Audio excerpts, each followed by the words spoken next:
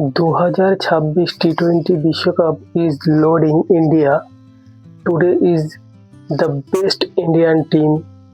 ये तो बस शुरुआत है, पिक्चर अभी बाकी है मेरे दोस्त, अभी तो शुरुआत हुआ है। আগে আগে দেখো होता है क्या। আজকের খেলাটা মিলিয়ে নিও বন্ধু, আগের খেলার সঙ্গে এই খেলাটা সম্পূর্ণ আলাদা। এটাই হচ্ছে ইন্ডিয়ান টিম, এটাই হচ্ছে ইন্ডিয়ার খেলা। ডমিনেটিং করে জিতেছি আমরা। 20 ওভার শেষ 156 রান টার্গেট দিয়েছিলাম আমরা। আজকের খেলায় সঞ্জু স্যামসন ব্যাটিংয়ে এসেছিল ওপেনিংয়ে, কি খেলাটাই না খেললো, অসাধারণ শুরু, ছক্কা দিয়ে শুরু, ছক্কা দিয়ে শেষ। এটাই তো আমাদের ইন্ডিয়ান। লাইক শেয়ার তো করতে পারো বন্ধুরা, এটা নতুন চ্যানেল, তোমরা একটু সাপোর্ট করলে তবেই তো মোটিভেশনটা হবে। Subscribe now please. Original Indian flavour আজকেই দেখা গেল। আজকের ম্যাচে আমাদের ব্যাটিং লাইন অসাধারণ খেলেছে, অসাধারণ, একেবারে চমু পারফর্ম। এর থেকে ভালো পারফর্ম আশাই করা যায় না। অসাধারণ খেলা, যেমনটা আগে সিরিজগুলোই খেলেছে আজকে ঠিক সেরকম পারফর্মটাই করলো আমাদের টিম ইন্ডিয়া। সঞ্জু স্যামসন অসাধারণ শুরু করেছিল। সঞ্জু স্যামসনের ইনিংসে ছিল 15 বলে 24 রান, একটা 4 আর 2টা 6 দিয়ে ইনিংসটা শেষ করলো। 15 বলে 24 রান, অসাধারণ খেলা। Like, comment, share, subscribe.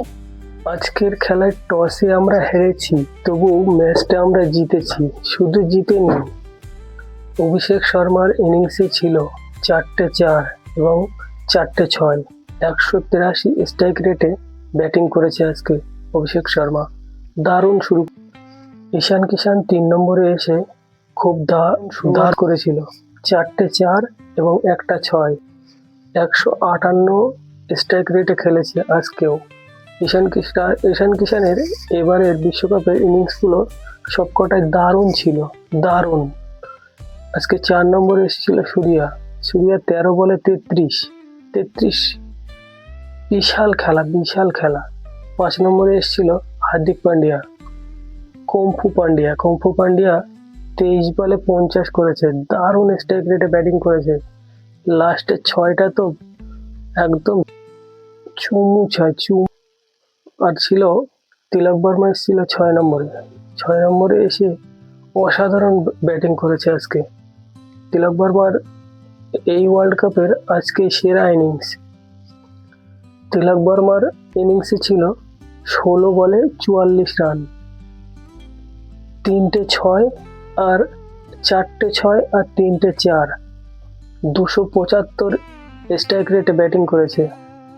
আগের ম্যাচগুলো এসে রানা বল খেলছিল, আর আজকে 6 নম্বরে এসে দারুণ ফিনিশ দিয়েছে, 16 বলে 44, অসাধারণ খেলা। ব্যাটিং লাইনটা এত ভালো হলেও বোলিং লাইনটা কিন্তু একেবারেই ভালো ছিল না, কারণ আজকে খেলা ছিল জিম্বাবুয়ের সঙ্গে। জিম্বাবুয়ের ব্যাটিং লাইন খুব একটা ভালো না, তাও ওরা অনেকটাই রান করেছে। আমাদের বোলিংয়ে শুধু আর্শদীপ সিং ভালো বল করেছে, 4 ওভার বল করে 24 রান দিয়ে 3 উইকেট নিয়েছে। আর হার্দিক পান্ডিয়া 3 ওভারে 21 রান, একটা উইকেট পায়নি। জসপ্রীত বুমরাও একটা উইকেট পায়নি। জিম্বাবুয়ের সঙ্গে খেলা 3 ওভার বল করে 21 রান দিয়ে একটা উইকেট পায়নি বুমরা। এটা কিন্তু ভালো লক্ষণ না। সামনের দিনগুলো কিন্তু আরও হার্ডি টিমের সঙ্গে খেলা, সামনের দিন ওয়েস্ট ইন্ডিজের সঙ্গে খেলা আছে। আর আজকের ম্যাচে বরুণ চক্রবর্তী 4 ওভার বল করেছে, 35 রান দিয়ে একটা উইকেট পেয়েছে। তবে বরুণ চক্রবর্তীর বোলিংয়ে সেই ধারটা দেখা যাচ্ছে না। সব ব্যাটিং এসেই বরুণ চক্রবর্তীর বোলিংটা আগে থেকেই বুঝে যাচ্ছে, লাইন লেন্থ একেবারেই ঠিক হচ্ছে না, বেশি শর্ট লেন্থে বল পড়ে যাচ্ছে। ব্যাটিং প্রেডিক্ট করে ফেলেছে যে এই বলটা কোথায় পড়বে, আগের বলটা কোথায় পড়বে। এত short pitch ball Varun Chakravarthy আগে করতো না, হঠাৎ করে কেন শর্ট পিচ বল করছে সেটাই ভাবার বিষয়। বরুণ চক্রবর্তী প্র্যাকটিসেও কিন্তু এই শর্ট বলটাই করছিল, এটা মনে হয় লেফট হ্যান্ড ব্যাটারের জন্য প্র্যাকটিসটা করেছে, কিন্তু রাইট হ্যান্ডের সময়ও এই একই বল করছে। এটা কিন্তু ভালো লক্ষণ না। আর আমাদের বাপু খেলছিল আজকের। বাপু 4 ওভার বল করে 35 রান দিয়ে একটা উইকেট নিয়েছে। বাপুর বলটা ভালো বলা যায়, কারণ অলরাউন্ডারের বল ভালোই বলা যায়, কিন্তু বরুণ চক্রবর্তীর বলটা একেবারেই ভালো বলা যায় না, খারাপের দিকেই আছে। আজকের ম্যাচে দুবে দারুণ বল করেছে, 2 ওভার বল করে 46 রান দিয়ে একটা উইকেট। অন্যদিন যে দুবে এসে যেরকম স্ট্রাইক রেটের সঙ্গে ব্যাটিং করে, আজকের সেরকম স্ট্রাইক রেটের সঙ্গে রানটাও খেয়ে নিয়েছে। একটা উইকেট পেয়েছে বটে, তো দুবের ওভারগুলোই ছিল শুধু ওয়াইড আর নো, এত ওয়াইড নো দুবে আজকেরই মনে হয় প্রথম করলো। ইন্ডিয়ার হয়ে খেলতে নেমে এত ওয়াইড নো দুবে করেইনি। লাইন লেন্থ খুঁজেই পাচ্ছিল না দুবে যেন হারিয়ে গেছিল, কোথায় থেকে কি হচ্ছিল দুবের কিছু বোঝাই যাচ্ছিল না আজকে। জিম্বাবুয়ের একটা ব্যাটিং এর কথা না বললেই নয়। বিরান বেনেট রান করেছে 57 বলে 97, অসাধারণ ব্যাটিং করেছে। ব্যারন বেনেট আগের ম্যাচগুলো খেলেছে, রান করেছে, কিন্তু একটাও 6 মারতে পারেনি। আজকে আমাদের ইন্ডিয়ান বোলিং লাইন আপের সামনে 6টা 6 মেরেছে, 8টা 4 মেরেছে। প্রায় সেঞ্চুরিটা হয়েই যাচ্ছিল। লাস্টের ওভারটায় যদি আর 2টো বল স্ট্রাইকে থাকতে পারতো, তাহলে মনে হয় সেঞ্চুরিটা একদম কনফার্ম ছিল। জিম্বাবুয়ের হয়ে ব্রায়ান বেনেট অসাধারণ খেলেছে। আমাদের ইন্ডিয়ান বোলিং, ওর থেকেই বোঝা যায় যে জিম্বাবুয়ের মতো প্লেয়ার ইন্ডিয়ান বোলিংয়ের সামনে ডমিনেটিং করে খেলছে। বাকি টিমগুলো কি করবে? সামনের দিন ওয়েস্ট ইন্ডিজের সঙ্গে খেলা ইডেন গার্ডেন্সের পিচ কিন্তু একদম মার, শুধু মারের ওপরে মার, এরকম পিচ হয়, ব্যাটিং পিচ। যদি ওরা আগে ব্যাটিং করে কত রান করবে ঠিক নেই।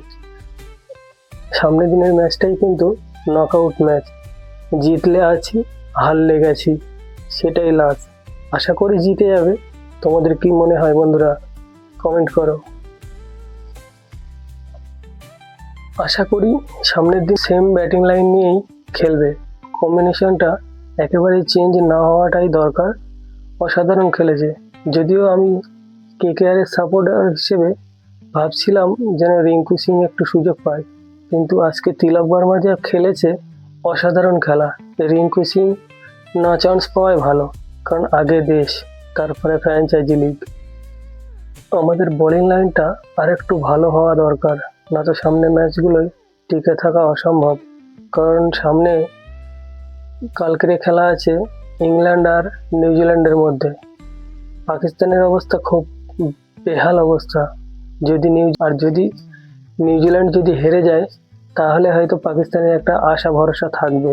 তবুও নেট রান রেটের দিকে পাকিস্তানকে খেয়াল রাখতে হবে। মনে হয় না শ্রীলঙ্কাকে বেশি রানের ব্যবধানে হারাতে পারবে। পাকিস্তান বলে কথা, বাবর আজম আছে, রানা বলের বেশি রান করতেই পারে না। 25 বলে 26, 27 বলে 29 এরকম রান করে। ওদের সাহেবজাদা ফারহান ওই ব্যাটিংটা একটু ভালো করে, ও আউট হয়ে গেলেই হয়ে গেল পাকিস্তানের। বাকি চলো, দেখা হবে সামনে কোনো এক ভিডিওয়। আশা করি ইন্ডিয়া এবারে 26 টি-20 বিশ্বকাপ ইন্ডিয়ায় আসছে। কি বলো বন্ধুরা? কমেন্ট করো।